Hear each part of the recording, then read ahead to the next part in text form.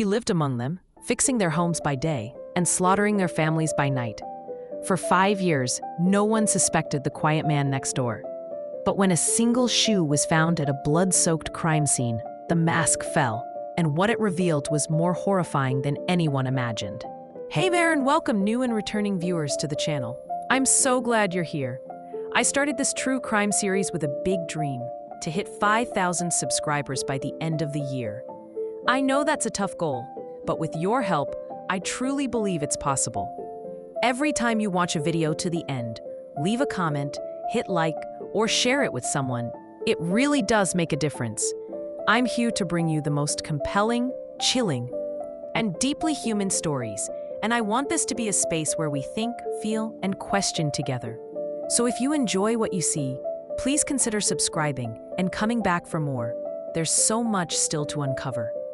Today's case is one of South Africa's darkest nightmares, a village paralyzed by fear and a killer hiding in plain sight. This is the story of how Bulelani Mabhayi turned Tholeni into a place they now call the Village of Death. Bulelani Mabhayi was born in the early 1970s or early 1980s. An exact date remains unclear, but what is known is that he grew up in the rural village of Tholeni in the Eastern Cape, South Africa. His childhood was shaped by profound poverty and isolation in a region long scarred by apartheid's brutal legacy. During his most formative years, South Africa was embroiled in political upheaval. The rigid racial segregation of the apartheid regime, enforced by law until the early 1990s, created deep socioeconomic divides, particularly in places like the Eastern Cape, where opportunity was scarce and state neglect was deeply felt.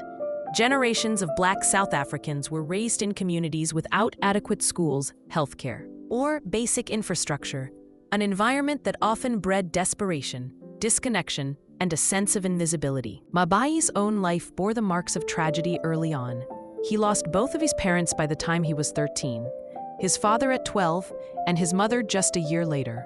Orphaned and without any formal support structure, he drifted through his adolescence, unanchored. With no stable home, no education prospects, and no meaningful access to mental health care, he grew up in the margins of an already neglected society. Reports suggest he began smoking daga, cannabis, as a teen, possibly as a coping mechanism for grief and abandonment, or perhaps as a means of numbing his isolation. The 1990s brought dramatic change to South Africa. Apartheid was dismantled, Nelson Mandela was released from prison in 1990, and democracy was born with the 1994 elections. But for many in rural villages like Tholeni, this political liberation did not translate into tangible improvements. Poverty, unemployment, and crime remained rampant. Mabhayi entered adulthood as part of a generation promised change but delivered disappointment.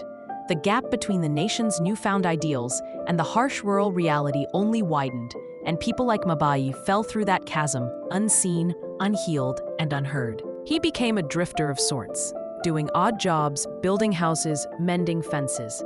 To the community, he was quiet, known, even helpful. But beneath that exterior, something darker stirred. Whether fueled by untreated trauma, latent rage, spiritual superstition, or a profound detachment from empathy, his descent into violence was methodical and terrifying. He stalked, raped, and murdered with chilling precision, turning his familiarity with the village into a weapon. And so, from a broken boy forgotten by the system, emerged a man capable of atrocities that would haunt generations. A reminder that evil does not always shout, it whispers in the cracks we leave unattended. In the quiet, sun-baked hills of Tholeni, where goats bleat across dry fields and life moves with the slow rhythm of survival, few notice the internal storm gathering within Bulelani Mabhayi. It was 2007, a full decade into South Africa's democracy. But for many in rural villages like Tholeni, little had changed. Unemployment was rampant, infrastructure was failing, and for those like Mabhayi, now in his mid-30s, the weight of unfulfilled promise sat like rot in the belly. By this point, Mabhayi had become a familiar face in Tholeni, often called upon for handyman jobs, small construction work, or odd errands. He was unremarkable in most ways, quiet, reserved, helpful when asked, but he lived largely alone, harboring a growing sense of alienation. Orphaned young, uneducated, and with no clear future, he had slipped through society's cracks. There was no psychological support, no one to track behavioral shifts. He was just another rural man, wandering the fringes. Mabhayi had long since begun developing patterns, casing homes, watching households, and especially noting which families were led by women. Tholeni, like many impoverished rural communities, had a high rate of male migration. Many men worked far away in cities or mines, sending money back sporadically. This left many households headed by women and children, isolated, vulnerable, unguarded. These were the homes that drew his eye. He began walking at night. At first, it may have seemed harmless, insomnia perhaps, or loneliness. But these late-night walks grew darker in intent. He moved like a shadow, taking mental notes. Which homes lacked dogs? Which had back doors unlatched? Which lights turned off early? Over time, he developed a kind of predatory patience. And eventually, he chose his first target. It was the home of Nofinish Eslina Mayakiso, an elderly woman of 79 who lived alone. She was known and respected in the village. She had once let Mabhayi do small jobs around her yard. That familiarity was exactly what made her dangerous. She knew his face, his name, perhaps even his mannerisms. One night in May 2007, he approached her home under the veil of darkness, armed with only intent and opportunity. He broke in quietly, but Nofinish, defiant and strong, even in her old age, resisted. She grabbed an axe and fought back, injuring him. But Mabhayi fled, humiliated and wounded, not physically, but psychologically. That attempt, his first real crossing of the threshold, had failed. But it also lit a fuse. The following night, or possibly just days later, he returned. This time, he was armed. He brought his own axe. There would be no second chance for Nofinish. Mabhayi raped her, then hacked her to death in her home. It was brutal, intimate, and irreversible. And in the eerie silence that followed, something in him shifted. It wasn't just the killing. It was the fact that no one had stopped him. No knock on the door, no alarm, no justice. He disappeared back into the shadows, and the village awoke to its first horror without answers. The kill didn't satisfy him. It unshackled him. From that moment, the Monster of Tholeni was born. Not a monster forged in chaos, but in a place of silence overlooked. After the brutal murder of Nofinish Mayakiso in May 2007, Bulelani Mabhayi did not run. He didn't hide. In fact, he walked freely through the village in the days that followed, blending seamlessly into the daily hum of life in Tholeni. People mourned the death of the elderly woman, shocked, afraid, confused. But no one suspected the quiet man who had once fixed her roof. And that was his power, invisibility. Mabhayi quickly realized that his knowledge of the village, of its families, of its rhythms, made him virtually untouchable. There were no CCTV cameras in Tholeni, no streetlights, no forensic units arriving from big cities, just suspicion, whispers, and the uneasy silence that often follows trauma in impoverished communities. That silence emboldened him. But it wasn't just the lack of consequences that fed his next move. Something more primal had been awakened. The act of overpowering a victim, especially one who had fought back, unleashed a twisted sense of dominance in him. What had once been hesitation became hunger. For months, he stalked again, mostly under the cover of night. He was careful, methodical. He watched the way women moved through their routines, which homes remained dark for days. Perhaps the family was away. Which households had only young children or elderly women? He became more calculated.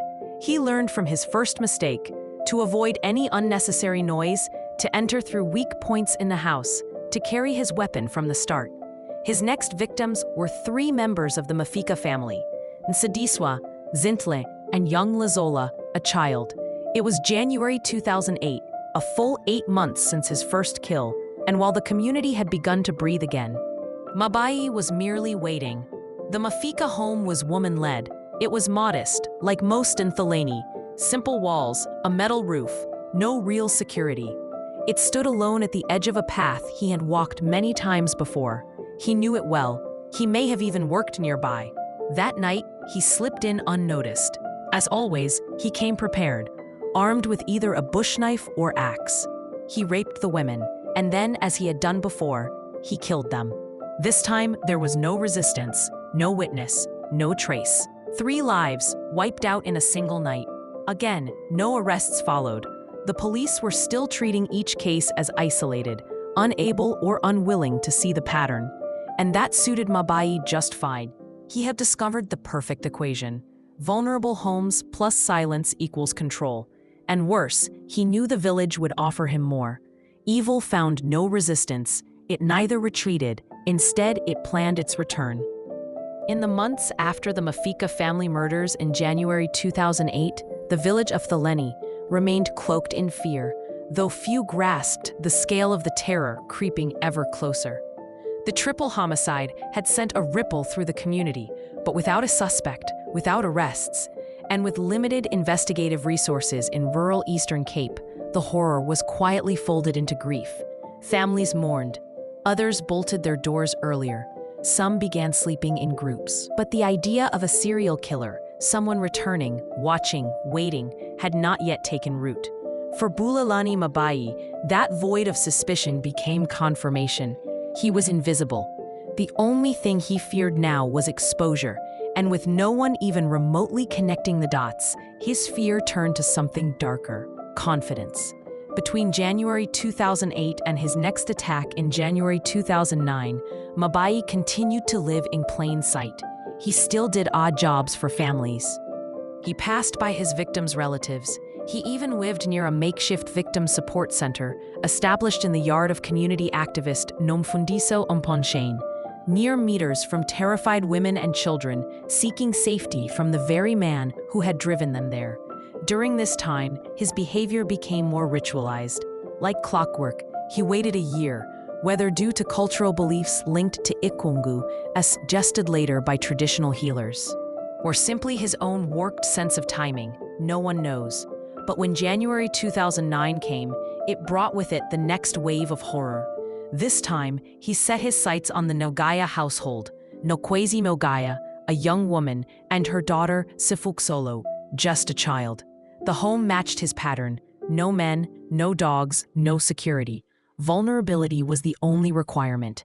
As with his previous attacks, Mabhayi moved under cover of darkness, bringing with him either an axe or bush knife, his weapons of choice. He stalked silently, entered quietly, and struck with lethal precision. He raped and murdered Nokwezi, then turned on Sifuksolo, killing the child not because she posed a threat, but because she existed. It was a brutal echo of his earlier crimes, and once again, no one saw it coming. When villagers discovered the bodies the next morning, panic began to take root. This was no longer a fluke, no isolated act of violence. A pattern was forming, even if the authorities weren't yet admitting it.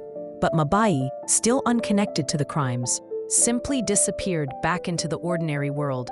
He would return to work, return to the paths between homes, return to his silence, because no one had stopped him yet. Mabhayi, a fearsome killer, was thriving in the abundance of fear, scattered and shared silence in the community of Tholeni.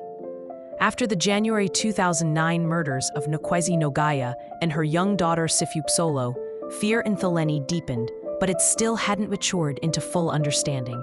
There was unease, yes, a growing sense that something wasn't right, but no one in the village or in law enforcement was yet speaking the word serial. A horror remained fragmented in the public consciousness, each murder explained away as random, tragic, perhaps even the work of different men. But Bulelani Mabhayi knew better, and he was already preparing to strike again. By now, he had perfected his pattern. He understood how to move undetected, how to choose homes that would leave no survivors, and how to weaponize the community's trust. He had worked for some of his victims. He lived near others. He was not the outsider, they were. In the year that followed the Nogaya murders, Mabhayi continued his quiet existence, cloaked in ordinariness. He made himself useful, said little, stayed alone. But in the background, he was watching. He found his next target in Sinazo Mbeki, an elderly woman in the village who often looked after her 2 grandchildren. It was June 2010, 18 months after his last known attack. Sinazo lived in a modest home near the edge of the village. Much like his previous victims, no adult male present, no real security. no expectation that someone would come running in the dark. On the night of the attack, Mabhayi moved with his usual patience and precision. He entered the home while the family was asleep. The details are almost too horrific to recount. He raped Sanazo, then murdered her and her 2 grandchildren. 3 lives were extinguished in one night.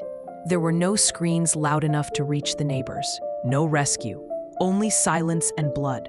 But this time, something changed. The brutality of the triple murder pushed the number of suspicious deaths in the village to 8. And this was when the police finally spoke the word the villagers had feared: serial killer. The case was handed to a seasoned investigator, a captain, who began to quietly compile patterns and DNA evidence. Operation Good Hope was launched, and psychologists were called in to confirm what many already suspected. A serial predator was at work. Mabhayi didn't know it, but for the first time, the system was starting to wake up. The net was beginning to tighten, however loosely. Still, he didn't stop, and he wouldn't, not until a single, careless mistake would finally unravel the nightmare. Evil had been mistaken for coincidence.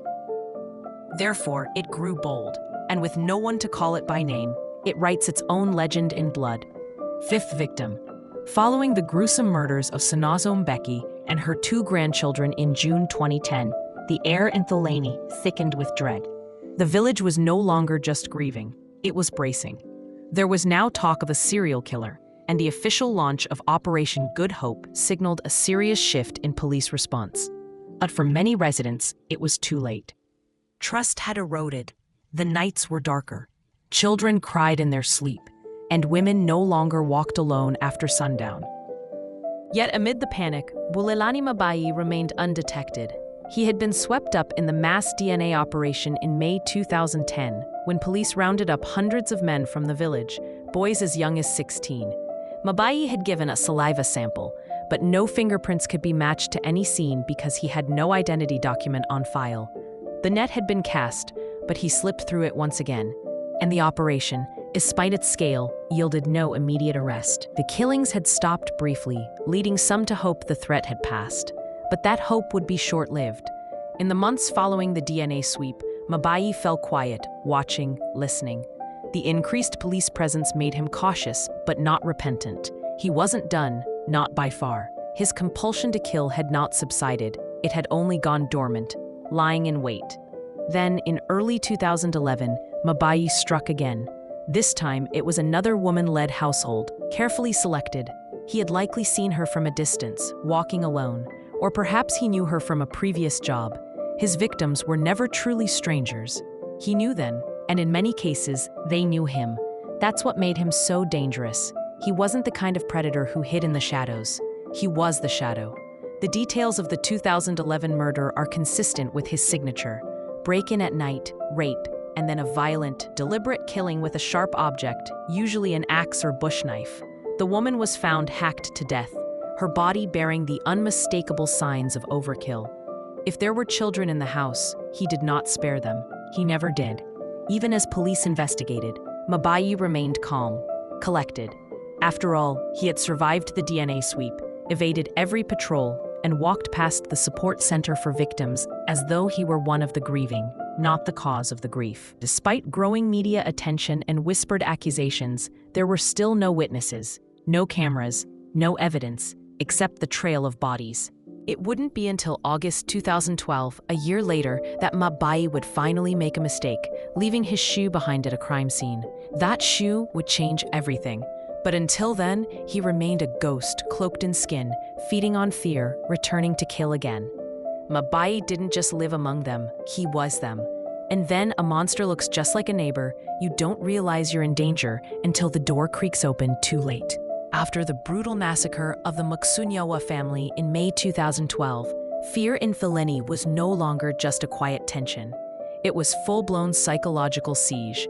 Mothers clutched their children tighter. Teenage girls refused to sleep in their own beds. Doors that had never been locked before now creaked shut at sundown. Some families abandoned their homes entirely, and the Victim Support Center in Namfundisom Ponchien's yard became a sanctuary, cramped, restless, but safer than the darkness outside. And yet Bulelani Mabhayi remained right there, sleeping just meters away from terrified women who had no idea they were sharing a yard with the very man they feared. By this point, the police had confirmed they were chasing a serial killer. DNA evidence had begun to quietly connect the crimes, and Captain Aaron Hanise was under growing pressure to deliver answers. But the killer still had no name, no face. The village was paralyzed. And Mabhayi, armed with his growing sense of power, was already preparing to strike again. He was running out of reasons not to. It was August 2012, just 3 months after the Maksunyawa killings. The air was still thick with grief, but for Mabhayi, the urge had returned. Some might call it compulsion, others evil. He himself would later describe it as being driven by an evil spirit. Whether he believed it or not, he acted on it. This time, he chose Nofumzile Florence Lubambo, an elderly woman from the village. She was asleep in her home when Mabhayi crept in under cover of night. The same pattern repeated: a break-in, a violent struggle, and a brutal killing. She was hacked to death, likely with an axe or bush knife, his weapons of choice. But this time, he made a mistake. In the blood-soaked aftermath, he left behind a shoe. It wasn't just any shoe. It matched the one he was wearing when police later caught up with him. And suddenly, after 5 years of death and horror, the mask cracked. The police, still pursuing leads connected to another suspect, his own late brother Siyabonga, found that DNA collected during Operation Good Hope in 2010 matched Bulelani's sample. That single, careless misstep became the unraveling of a long nightmare. But before they could stop him completely, he would kill again. Because by the time the DNA was confirmed and the shoe examined, Mabhayi was still free, and one more home in Tholeni was already marked. Terror had become a routine in this community such that everyone stopped asking why. They just prayed that it won't be their door next. However, unbeknownst to Mabhayi, even monsters slip when they believe they're untouchable. 7th victim. Despite the gruesome murder of Nofumzile Florence Lubambo in August 2012, and the vital clue he left behind, a single shoe, Bulelani Mabhayi still walked free. The police had the evidence, yes. DNA swabs from Operation Good Hope were finally being cross-checked. The shoe print was being matched. But the wheels of rural justice turned slowly, and time, for just a little longer, remained on the killer's side. He knew what he'd done. He knew he'd slipped. But Mabhayi wasn't afraid. Why would he be? For 5 years, he had murdered with impunity, 20 lives taken, children, mothers, grandmothers, and he had walked among the mourners, unnoticed. Even after a police crackdown and national attention, no one had pointed a finger at him. He was still the helpful builder, the man who kept to himself, the ghost hiding in plain sight. And so, despite the pressure building behind the scenes, he struck again, quickly. Just days or weeks after killing Lubambo, and before police could close in, Mabhayi returned to his deadly pattern. His next victim was another woman in the Tholeni area. Her name, age, and exact date of death remain sealed in trauma and investigation reports, but the method never changed. A night entry, a quiet home, a woman alone or with children, a sharp weapon, rape, murder, silence. And just like that, the death toll climbed again. At this point, residents were barely sleeping. Many women were permanently staying at the support center. Rumors swirled that Mabhayi wasn't working alone, especially since he kept saying "we" in his court statements later. Some believed more killers were involved. Others feared witchcraft or the traditional sickness known as ikwangu, a spiritual curse brought on by an unpurified killing. But whatever the cause, the bloodshed hadn't stopped, and Tholeni, once a quiet village, was now a place where mothers whispered prayers before bed and children cried at the sound of footsteps. The police were close, so close. The DNA from the 2010 sweep had finally matched to Mabhayi. The shoe was confirmed as his. He was officially a suspect. The trap was set, but the killer was still breathing their air, until finally in mid-August 2012, officers moved in. They didn't find him hiding. He wasn't running. They found him napping in a nearby house, as if the weight of 20 murders hadn't touched his soul at all. And when they took him into custody, he said little. But what he had already done spoke louder than words. In the end, evil doesn't always end with a scream. Sometimes it ends with a yawn, a final nap taken by a man who thought no one would ever dare wake him. For 5 years, he had murdered with impunity. 20 lives taken, children, mothers, grandmothers. And he had walked among the mourners, unnoticed. Even after a police crackdown and national attention, no one had pointed a finger at him. He was still the helpful builder, the man who kept to himself, the ghost hiding in plain sight. And so, despite the pressure building behind the scenes, he struck again, quickly. Just days or weeks after killing Lubombo, and before police could close in, Mabhayi returned to his deadly pattern. His next victim was another woman in the Tholeni area. Her name, age, and exact date of death remained sealed in trauma and investigation reports, but the method never changed.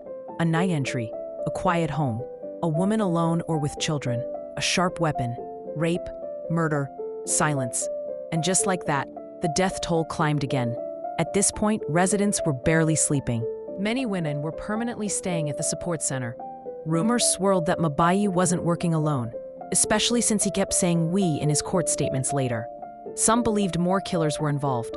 Others feared witchcraft, or the traditional sickness known as ekungu, a spiritual curse brought on by an unpurified killing. But whatever the cause, the bloodshed hadn't stopped. And Tholeni, once a quiet village, was now a place where mothers whispered prayers before bed, and children cried at the sound of footsteps. The police were close, so close. The DNA from the 2010 sweep had finally matched to Mabhayi. The shoe was confirmed as his. He was officially a suspect. The trap was set, but the killer was still breathing their air. Until finally, in mid-August 2012, officers moved in. They didn't find him hiding. He wasn't running. They found him napping in a nearby house, as if the weight of 20 murders hadn't touched his soul at all. And when they took him into custody, he said little. But what he had already done spoke louder than words. In the end, evil doesn't always end with a scream. Sometimes it ends with a yawn, a final nap, taken by a man who thought no one would ever dare wake him. From the moment bodies began to pile up in the village of Tholeni, it was clear something sinister was stalking the rural hills of the Eastern Cape. But catching the man responsible, Bulelani Mabhayi, would take over 5 years, a painstaking series of investigative missteps, and a critical, near-accidental break that finally shattered his facade. This is the story of how Captain Aaron Hanise and the South African Police Service eventually unmasked the Monster of Tholeni. Between 2007 and 2010, the murders seemed isolated. A 79-year-old woman here, a family hacked to death there. Because the victims were all from separate homes and often died with no survivors, there were no witnesses and no immediate connections drawn between the cases. Rural policing infrastructure was thin. Tholeni had no major police station nearby, no forensic units, and no dedicated criminal profilers. Each case was written off as a standalone tragedy in a village plagued by poverty and weak community safety networks. Meanwhile, Mabhayi's method, targeting women-led homes without men, attacking late at night, and ensuring no witnesses remained, was working. He was known in the village, worked for some of his victims, and lived among them. He didn't stand out. He didn't run. He didn't leave evidence. It wasn't until June 2010, after the brutal triple homicide of Sinazo Mbeki and her 2 grandchildren, that the police began suspecting a serial killer might be at work. The total known death toll had now reached 8, and the pattern was undeniable. Nighttime attacks, houses with no male presence, and gruesome overkill with sharp weapons like an axe or bush knife. Realizing the community was under siege, the provincial police initiated Operation Good Hope, a full-scale, multi-unit task force that included organized crime unit, forensics division, dog unit, criminal psychologists. It was one of the largest law enforcement efforts ever mounted in a village so small. In May 2010, Operation Good Hope executed a massive early morning sweep in Tholeni. Hundreds of males aged 16 and older were rounded up and taken to a local church where they were fingerprinted and had DNA saliva samples collected. Bulelani Mabhayi was among them. But this is where one of the investigation's major weaknesses became clear. His fingerprints couldn't be matched, not because they were clean, but because he didn't have an official ID document. No ID meant no profile in the National Fingerprint Database. Worse still, His DNA sample, though collected, was not immediately processed or linked to any open cases.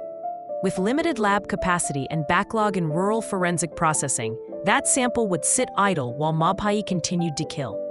After the DNA sweep, most thought the threat would subside, but not Mabhayi. Between mid-2010 and mid-2012, he murdered at least 5 more people, including entire families. He was careful, confident, and continued to live near his victims, sometimes even sleeping meters away from a victim support center, filled with terrified women and children. The police were only just now publicly confirming that a serial killer was at work, but without physical evidence, a suspect profile, or a single survivor to identify him, the case remained cold. Then came the night that broke the cycle. On August 11, 2012, Mabhayi murdered Nofumzile Florence Lubambo, an elderly woman, in his now familiar style. Quiet break-in, brutal assault, overkill with a sharp object. But this time, he left behind his shoe. It may have been knocked off in a struggle or forgotten in haste, but it was a critical piece of physical evidence, and the police seized on it. While investigating, they also happened to be looking for Mabhayi's late brother Siyabonga, who was a suspect in another matter. During that process, police noticed the shoe found at the crime scene matched the one Bulelani Mabhayi was wearing. It was a rare and direct match. The final puzzle piece came together when forensic teams, now reprocessing DNA samples collected during Operation Good Hope, matched Mabhayi's stored DNA to the scenes of multiple Tholeni murders. This wasn't just one case. It was a clear trail of rape and bloodshed linking 20 murders, 6 rapes, and 10 housebreakings directly to him. With DNA, a matching shoe, and growing public outrage, police moved in. On August 12, 2012, one day after his last murder, Bulelani Mabhayi was arrested. Not in hiding, not fleeing, but napping in a house nearby, as if untouched by the horror he had just committed. He showed no emotion during his arrest. No resistance, no remorse. The man who had turned Tholeni into the village of death was finally in handcuffs, but not before he had shattered over 24 families and traumatized an entire generation. By the time Bulelani Mabhayi stepped into the courtroom in August 2013, the weight of his crimes had already cast a long, suffocating shadow over the Eastern Cape. Dubbed the Monster of Tholeni, he stood accused of one of the most horrific serial killing sprees in South African history. 20 counts of murder, 6 counts of rape, 10 counts of housebreaking.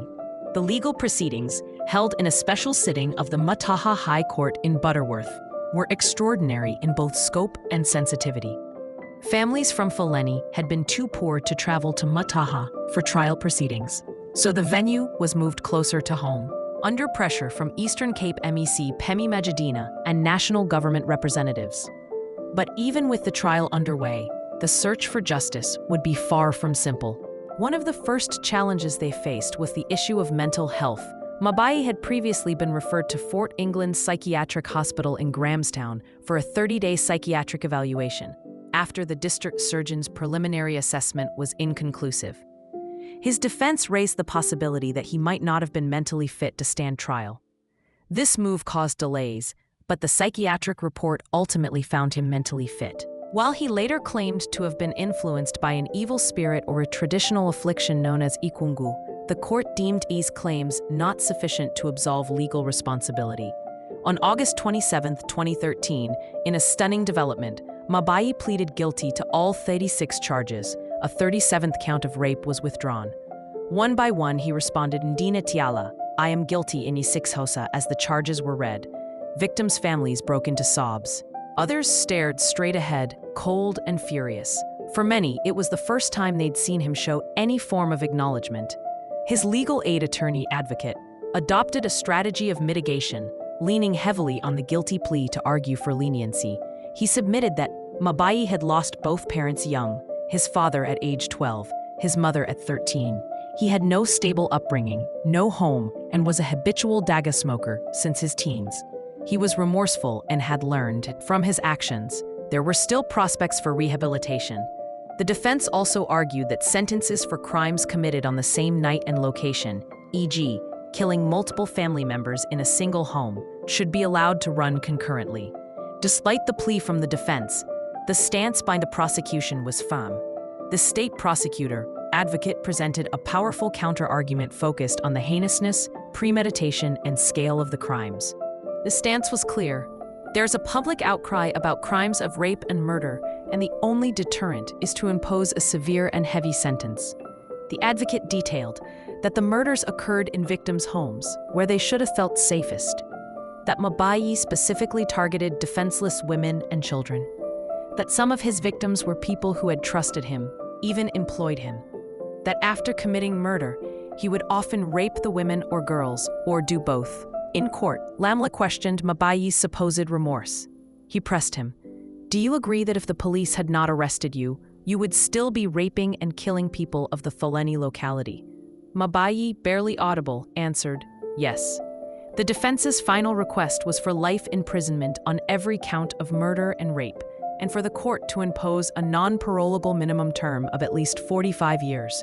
In response, the prosecution brought in community activist Nomfundiso Mponchain as a witness to the devastation left behind. Her voice trembled but did not break. She testified that women and children were forced to sleep in her home for safety, night after night. The community refused to allow men into the crisis center, fearing the killer was among them. Mabhayi had lived just meters from this center, watching them, unrecognized. When asked if she accepted his apology, she looked forward and replied, "We will never forgive you. What he did was very terrible." Her words summed up the emotional climate of the trial. It wasn't just legal, it was spiritual, moral, and communal. On September 3, 2013, the judge delivered the sentence. Her tone was direct, deliberate, and heavy with condemnation.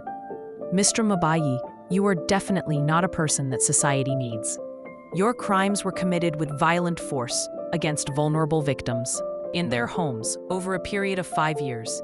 The judge highlighted that Mabhayi had never explained what truly motivated him, that he never cooperated with full details of his crimes, that he showed little understanding of the gravity of what he had done, that had he not been caught, he would have continued killing. She sentenced him to 25 life sentences, one for each murder and rape, amounting to a theoretical 625 years in prison. The sentences would run concurrently, but with no realistic possibility of parole. Outside court, there was both celebration and lingering unease. Eastern Cape Social Development (MEC) Pemi Majodina led crowds and chants, "Thambili he 20 life sentences, Thambili, forward with the 20 life sentences." Even after his conviction and 25 life sentences, yet many villagers still believed Mabhayi wasn't acting alone. They cited how in court, Mabhayi repeatedly used the word "we" in his court statements when asked about the crimes. Was it spiritual sickness, ikungu? Was there another killer, an accomplice? Or was it simply part of his fractured mental state diffusing guilt? We may never know. The answers may never come. But one truth remains: he might never have been caught. If not for that shoe, a single, ordinary mistake after 5 years of calculated terror. In the end, the difference between a monster and a man is often one detail overlooked, and one soul brave enough to chase it down. Justice came, slow, imperfect, and incomplete, but it came. Bulelani Mabhayi will never walk free again, but the trauma he inflicted left deep scars across a village that never saw the storm coming, because the storm lived among them. Justice, the judge said, must not only punish, it must remind us some crimes will never be forgotten.